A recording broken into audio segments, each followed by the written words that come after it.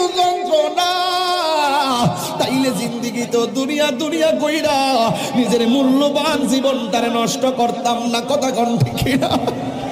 হে যুবক, আমার যুবক শুনুন শুনুন, আমার নবী বলে আমি দেখলাম কবরের মাটির চাপাটা বড় ডেঞ্জারাস।